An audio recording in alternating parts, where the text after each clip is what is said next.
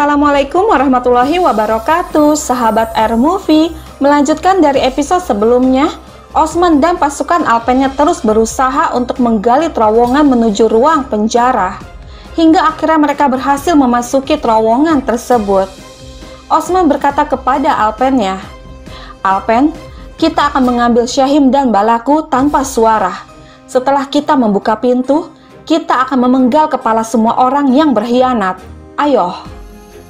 Di sisi lain, dengan penuh amarah, Oktembe mengatakan kepada istrinya, "Osman Bey datang. Sudah kubilang padamu untuk tidak melakukan ini di belakangnya." Dan Bengge mengatakan, "Dia datang, tapi dia akan jatuh ke dalam perangkap Ismihan Sultan. Farida Sultan adalah seekor ular, Oktem. Osman tidak akan bertahan kali ini." Lalu Oktembe mengatakan, "Hatun, aku berbicara tentang Osman Bey, Syekh Edebali, dan Bala Hatun. Kita harus melakukan sesuatu." Namun Bengge mengatakan, "Tidak ada yang bisa kita lakukan sekarang. Satu-satunya hal yang bisa kita lakukan sekarang adalah melindungi kepala kita. Farida Sultan, kita tidak bisa melawannya. Dia tidak seperti Osman. Farida Sultan adalah iblis, Oktem." Seketika Oktembe mengatakan, "Benteng akan menjadi kuburan bagi mereka, Bengge. Kuburan. Itu penindasannya." Saat Oktembe hendak pergi, seketika Bengge menahannya seraya mengatakan, Oktem berhenti. Pikirkan anakmu. Jika kamu tidak memikirkan dirimu sendiri, jika kita melakukan satu kesalahan, kita akan kehilangan Alcicek. Aku juga terluka oleh semua yang terjadi, tapi kita tidak bisa berbuat apa-apa. Oktembe, aku berbicara tentang anakmu, tentang Alcicek. Tidakkah kamu mendengarku?" Sahabat, kita kembali ke Osman. Saat mereka berhasil memasuki lorong, beberapa tentara datang menyerang. Kemudian pertarungan pun terjadi di sana. Dan saat Osman menghampiri Bala ke ruang penjara, hal yang tidak diduga terjadi. Ismihan menodongkan belati tepat di leher Bala yang diikat oleh rantai besi. Bukan hanya itu, Olaf juga mengancam Syekh Edebali dengan sebilah pisau. Melihat ini jelas membuat Osman semakin kesal dan tidak percaya apa yang dia lihat.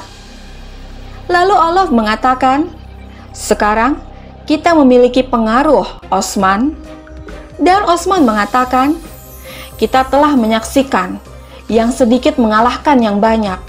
Aku akan memberimu kekalahan seperti itu. Kekalahan yang bahkan tidak bisa kamu bayangkan."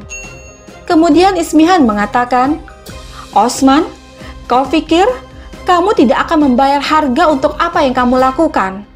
Bawa Mesut dan ambil istrimu."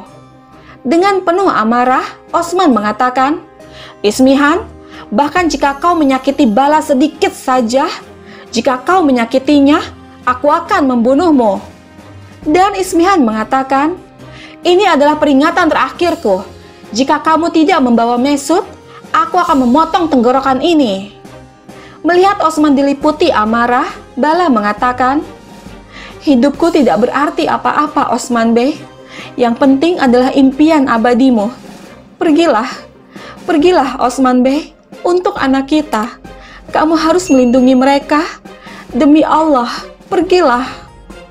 Syekh Edebali juga meminta Osman untuk pergi dari sana. Sementara itu, Frank menghampiri Bayindir di kamarnya dengan mengatakan, Bayindir, kemana kau akan pergi?" Dengan kesal Bayindir menjawab, "Ke neraka. Mau apa kamu?"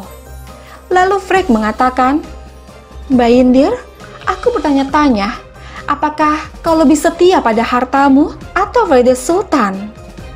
Mendengar ini Bayindir mengatakan, "Berhentilah mengoceh dan keluar dari jalanku." Seketika Frank menodongkan belati ke arah Bayindir lalu mengatakan, "Emas yang kamu curi dari Olaf dengan kesepakatan. Hartamu, apakah menurutmu Farida Sultan tidak tahu tentang kekayaanmu? Dan bahwa kau dapat menjual emas kepada siapapun kapan saja?" Dan Bayindir mengatakan, "Aku pantas mendapatkan harta itu. Farida Sultan dan hartaku adalah hal yang berbeda." Seketika Frank mengatakan, Tidak berbeda. Farida Sultan bilang, Kamu harus memilih satu. Jika tidak, dia akan selalu meragukan kesetiaanmu. Kamu tahu, Velde Sultan tidak suka kecurigaan, dan orang-orang yang membuatnya curiga pasti akan kehilangan kepala mereka. Lalu Bayindir bertanya, "Apa yang kau inginkan?" Dan Frek menjawab, "Bukan aku. Velde Sultan ingin kau membuktikan kesetiaanmu." Lalu Bayindir mengatakan, "Baiklah, aku akan berdiri melawan Osman dan membantu perangkap melawannya. Apalagi yang dia inginkan?" Dan Frek menjawab, "Emasmu, yang bahkan lebih berharga daripada nyawamu. Kamu akan mengirimkan semua emas kepada Velde Sultan." Lalu Bayindir mengatakan, "Baiklah kalau begitu, aku akan memberikan segalanya untuk Velde Sultan, dari hidupku ke semua propertiku." Keesokan harinya, terlihat rombongan Sultan Aladin yang masih dalam perjalanan menuju perbatasan. Saveli berkata, "Sultanku, kau datang dari Konya dengan menunggang kuda, keretanya kosong." Namun Sultan Aladin mengatakan, "Kuda tidak pernah sulit bagi orang Turki, dan orang Turki tidak pernah menjadi beban bagi kudanya. Semua orang harus melihatku di atas kuda. Kekuatan Velde Sultan mungkin tidak cukup untuk menghentikan para pemberontak itu. Mereka perlu melihatku sebagai komandan." Tidak lama mereka merasakan seperti ada yang datang, dan ternyata itu adalah Turgut beserta alpennya. Dengan mengucapkan salam, Turgut mengatakan, "Selamat datang di perbatasan, Hadzat Sultan Aladin. Kau pasti sudah mendengar. Aku pelayanmu, Turgut Bey, dan di sini untuk melayanimu dan Velde Sultan. Velde Sultan memerintahkanku untuk menyambutmu dengan baik dan mengantarmu ke Sogod." Namun Sultan Aladin mengatakan, "Velde Sultan ada di Marmaracik. Kenapa dia ingin aku pergi ke Sogod?" Kemudian Turgut memberikan secari kertas yang merupakan surat perintah yang diberikan oleh Osman dengan menggunakan stempel kerajaan. Melihat itu Saveli mengatakan, "Kau pikir kami tidak mendapat kabar bahwa segel Velde Sultan dicuri?" Mendengar ini membuat Turgut terdiam sejenak, lalu mengatakan, "Aku minta maaf, Wazir. Tampaknya kau mendapatkan informasi yang tidak lengkap. Sebelum memiliki kepala Osman Bey, Velde Sultan mengambil segelnya kembali, dan sekarang dia memiliki tahanan yang berharga." Lalu Saveli bertanya, "Bagaimana kami tahu bahwa kau mengatakan yang sebenarnya?"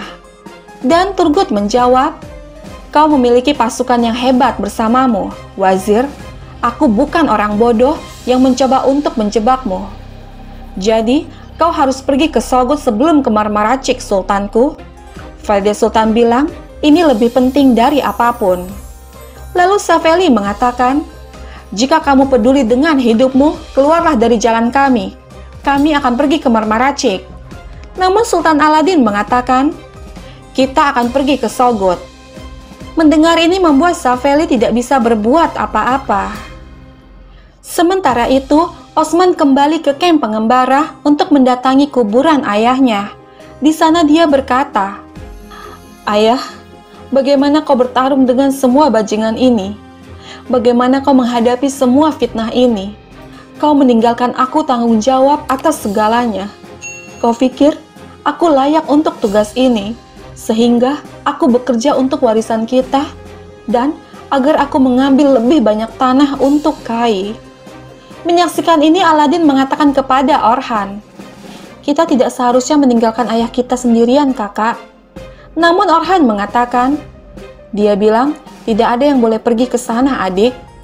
Lalu Aladin mengatakan, "Aku tidak akan ragu untuk menentang kata-kata ayahku demi kebaikannya, kakak. Aku mendengarkan ibuku, dan kemudian aku meninggalkannya sendirian. Kita tidak boleh meninggalkan ayah kita sendirian, kakak." Mendengar ini Orhan mengatakan, "Kamu benar, dia tidak harus sendirian sekarang. Dia membutuhkan putra-putranya." Masih di depan makam ayahnya, Osman berkata, "Ayah, kau tidak mendapat dukungan dari banyak suku dan banyak bey. Kau tidak memiliki banyak alpen dan banyak kekuatan. Katakan padaku, apa yang akan kamu lakukan dalam situasi sulit seperti ini? Apa yang akan kamu lakukan, ayah?" Bicaralah padaku bukan sebagai ayahku, bukan sebagai beimku. Bicara padaku sebagai Ertugrul Gazi. Aku tahu, jalanku lebih sulit dari sebelumnya. Musuhku lebih kejam dari sebelumnya. Kau memimpin jalan, dan jalan itu sulit. Tapi, aku akan terus berjalan. Kau meninggalkan aku tanggung jawab. Tidak, aku tidak akan menyerah. Aku tidak akan pernah menyerah. Jika perlu, aku akan mundur dan menyerah. Jika perlu, aku akan menyerah. Aku tidak akan berperang jika aku tahu bahwa aku akan kalah. Inilah saatnya untuk mengetahui kapan harus kalah. Kemudian Osman dan yang lainnya berdoa untuk para syuhada. Dengan memeluk kedua putranya, Osman berkata, "Ayah, begitu aku memiliki anak laki-laki seperti ini, dan kamu memiliki cucu seperti ini, kita akan menjadi pohon pesawat. Bahkan, jika mereka memotong cabang kita, akar kita kuat." Sementara itu, saat Sultan Aladin tiba di Sogod, semua penduduk menyambutnya dan meminta pertolongan darinya. Melihat ini jelas membuat Sultan bertanya-tanya apa yang terjadi. Kemudian Turgut mengatakan, "Sultanku, seperti yang kau lihat, mereka semua sakit. Rakyat seperti ini karena Osman Bey. Fede Sultan ingin kau melihat rakyatmu." Lalu Sultan Aladin mengatakan, "Aku telah melihat apa yang harus aku lihat, Turgut Bey. Wazir, panggil tabib dari Konya. Kita harus menyelesaikan ini sebelum menjadi lebih buruk." Dan Saveli mengatakan, "Baik, Sultanku." Lalu Turgut mengatakan, "Fede Sultan ingin kau menemui seseorang di penginapan." Seketika Saveli bertanya, "Siapa itu?" Dan Turgut menjawab, "Malun Hatun tidak seperti Osman Bey. Dia bekerja keras untuk menjaga orang-orang di Sogod." Lalu Sultan Aladin mengatakan, "Kalau begitu, mari temui dia. Setelah itu, kita akan pergi ke Marmaracik." Dan Turgut mengatakan, "Aku akan menunggu di sini jika kau menginginkan sesuatu." Kemudian mereka pun pergi memasuki penginapan. Kembali ke kamp pengembara, terlihat Osman yang memakai sorban milik Syekh Edebali yang masih berlumuran darah di kain tersebut, dan syal milik Bala yang Osman pakai dalam genggaman tangannya. Kemudian mengatakan, "Kita akan diseret bersama, atau kita akan menyerah pada gagasan mendirikan negara untuk orang yang kita cintai, atau kita akan menemukan cara lain, seperti yang ayahku lakukan. Boran, kita akan pergi ke Sultan Mesud." Kemudian Osman pun pergi untuk menemui Sultan Mesud. Sahabat, bergabunglah terus bersama kami untuk mengetahui kisah selanjutnya.